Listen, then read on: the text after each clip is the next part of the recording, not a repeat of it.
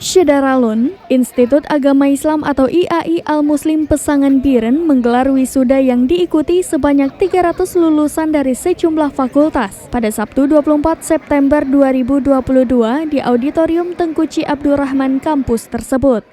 Wakil Rektor 1 IAI Al-Muslim Dr. Nazaruddin MA mengatakan, sebanyak 300 wisudawan lulus Fakultas Tarbiyah Program Studi Pendidikan Agama Islam 40 orang, Prodi Manajemen Pendidikan Islam 22 orang, Prodi Pendidikan Bahasa Arab atau PBA 8 orang.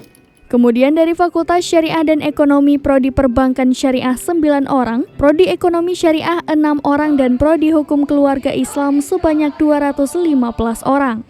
Dari 300 mahasiswa, 5 diantaranya dinyatakan lulus cum laude. Rektor IAI Al-Muslim Dr. Saifullah SAG MPD dalam pidatonya antara lain mengatakan, IAI Al-Muslim ini merupakan satu-satunya perguruan tinggi Islam swasta di Aceh yang memperoleh peringkat akreditasi institusi B dari Badan Akreditasi Nasional Republik Indonesia. Tanggal 24 September 2022 materi bertepatan dengan tanggal 27 Safar 1444 Hijriah.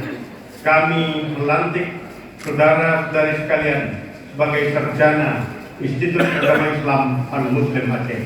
Mudah-mudahan ilmu yang sudah saudara-saudari peroleh berguna bagi agama, bangsa, dan negara. IAI telah menjalin berbagai kerjasama internasional dalam rangka pengembangan sayap dan ekspedisi global, seperti Malaysia, Thailand, Singapura, dan Brunei Darussalam. Saat ini, IAI Al-Muslim telah memiliki 16 dosen tetap bergelar doktor dan 21 orang lainnya sedang menyelesaikan program doktoralnya di berbagai perguruan tinggi dalam dan luar negeri. Sehingga diharapkan pada tahun 2030 mendatang, IAI Al-Muslim Aceh telah memiliki 60 dosen tetap bergelar doktor dan 10 dosen tetap bergelar profesor.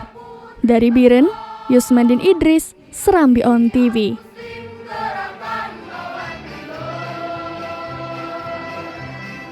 Yeah.